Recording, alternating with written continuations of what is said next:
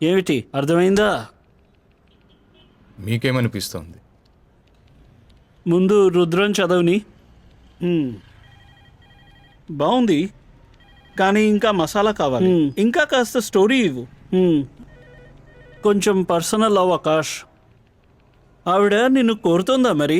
మీరు ఏదైనా ఊహిస్తారు. ఊహించడం ఏమిటి చూడు, ఒంటరిది కదా, అందుకని మగవాళ్ళని చూస్తే ఏదో తపన. ముందుకు వెళ్తుండు, నో టెన్షన్.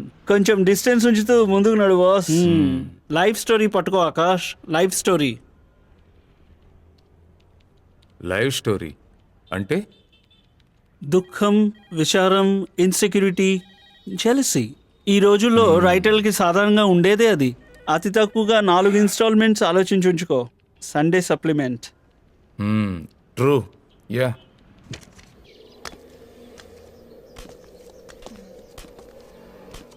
రా, జాగ్రత్త.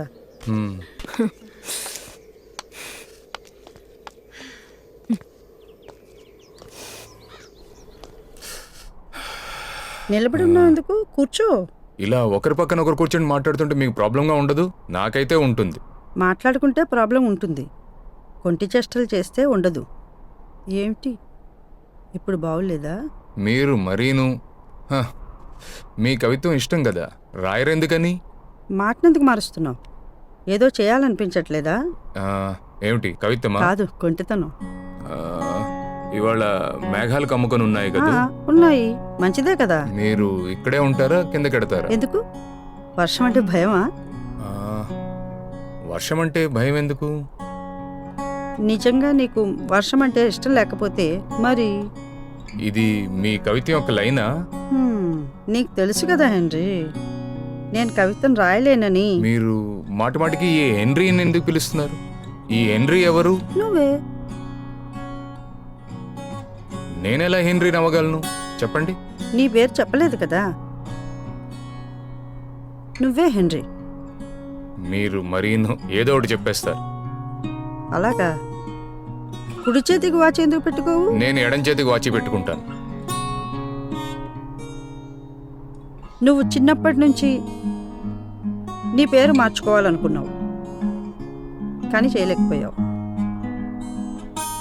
నాకు తెలుసు నా పేరు బ్యాక్ డేటెడ్ అని, కానీ పేరు మార్చుకోవడం వయసు అనుకున్నావు, కానీ మార్చుకోలేకపోయావు. అవును ఆకాష్, చివరి సమయంలో అంటే సరిగ్గా ఆర్గజం అవుతున్న సమయంలో నీ ప్రియురాలను ఎప్పుడు కిస్ చేయలేకపోయావు.